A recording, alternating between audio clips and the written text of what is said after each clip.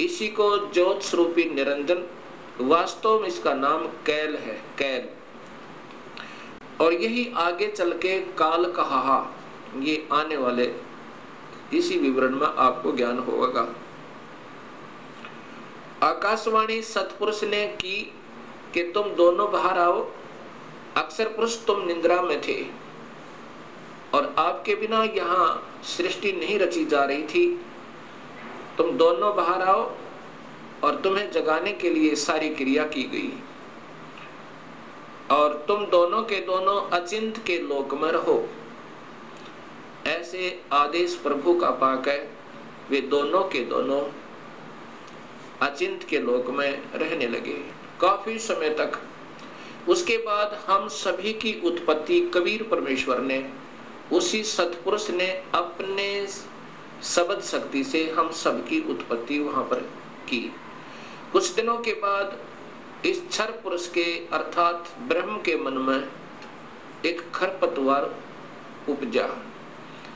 इसके मन में ये आया कि मैं अपना अलग से राज्य बनाऊं। मेरे अन्य भाई सब एक एक द्वीप में रहते हैं और हम दो यानी अचिंत और ब्रह्म और साथ में ये अक्षर पुरुष पर ब्रह्म भी, हम एक ही द्वीप में रह रहे हैं। मैं अपना अलग राज्य चाहूंगा। इस उद्देश्य से ब्रह्म ने, क्षर पुरुष ने, ज्योत स्वरूपी निरंजन ने 70 युग तक अलग से एक पैर पर खड़ा होकर तपस्या की। जब ये तपस्या कर रहा था, हम ये सभी आत्माएं जो आज काल के लोक में दुख पा रहे हैं, चाहे आज कोई देव बना है, चाहे कोई महादेव बना है, चाहे आज कोई शूकर बना है, चाहे कोई गधा बना है, चाहे कोई राजा बना है, चाहे कोई रंक बना है, पशु या पक्षी बना हुआ है, ये सभी की सभी आत्माएं हम इस काल के ऊपर अर्थात इस ब्रह्म के ऊपर आसक्त हो गए। और यही बीमारी आज हमारे अंदर विद्यमान है, यही प्रक्रिया। जैसे ये नादान बच्चे किसी हीरो और हीरोइन को देखकर उसकी अदाओं के ऊपर इतने आसक्त होते हैं, हो जाते हैं कि वो अगर आसपास कहीं किसी शहर में वो हीरो, वो अभिनेता या अभिनेत्री आ जावे, लाखों की संख्या में उनके दर्शनार्थ भीड़ उमड़ जावे और लेना एक न देने दो, कुछ मिलना नहीं उससे। ऐसी हमारी वृत्ति वहां बिगड़ी थी सत्यलोक में। हम वहां रहा करते थे अपने पिता के पास, कोई दुख नहीं था, कोई मृत्यु नहीं थी, हमारे परिवार थे, हम प्यार से रहा करते थे। लेकिन वहां हम अपने पति भर्ता पद से गिर गए।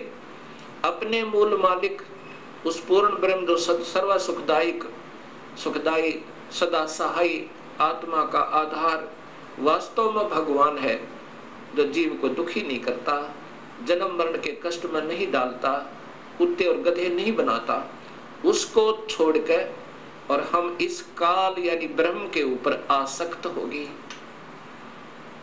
जब इसने 70 युग तप कर लिया, तब पूर्ण परमात्मा ने, पूर्ण ब्रह्म ने, सतपुरुष ने पूछा भी क्या चाहता है तू काल, कैल क्या चाहता है, ब्रह्म तू क्या चाहता है।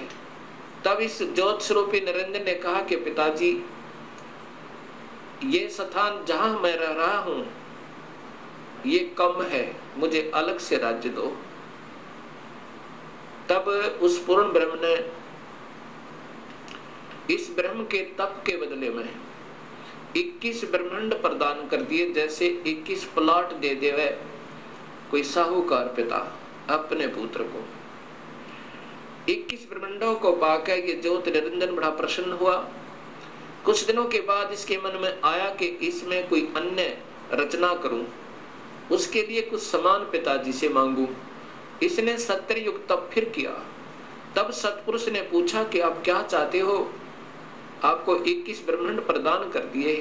तब इस ब्रह्म ने कहा कि पिताजी, इसमें कुछ रचना करना चाहता हूं, कृपा रचना करने की सामग्री दीजिए। सतपुरुष ने इस ब्रह्म को 5 तत्व और 3 गुण प्रदान कर दिए। इसके बाद इसने सोचा कि ब्रह्म ने सोचा कि इसमें जीव भी हो, मेरा अकेले का मन नहीं लगता। इस उद्देश्य से 64 युग तप फिर किया।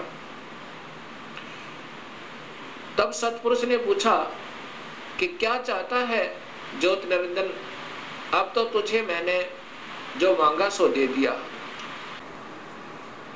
तब ब्रह्म ने कहा, पिताजी कृपा मुझे जीव प्रदान करो, मेरा अकेले का दिल नहीं लगता है।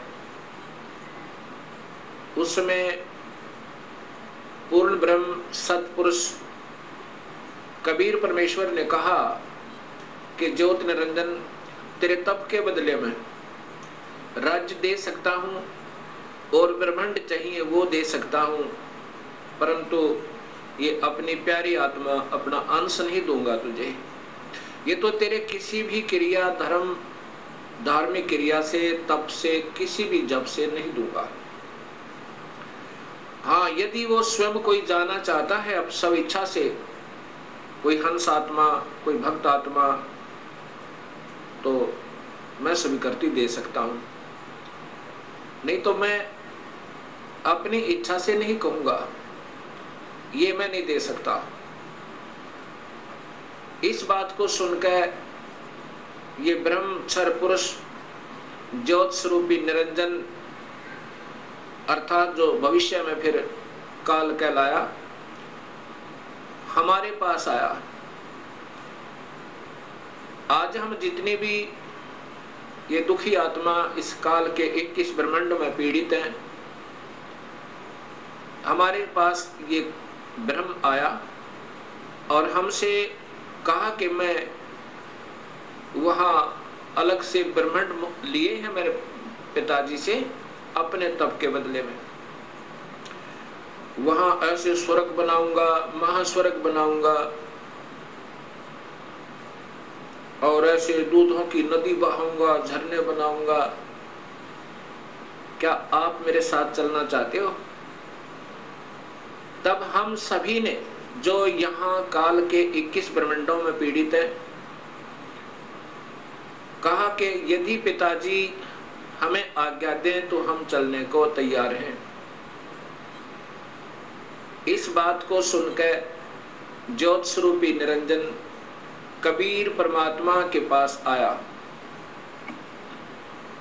और उससे कहा कि पिताजी कुछ आत्माएं हमारे साथ चलने को तैयार हैं।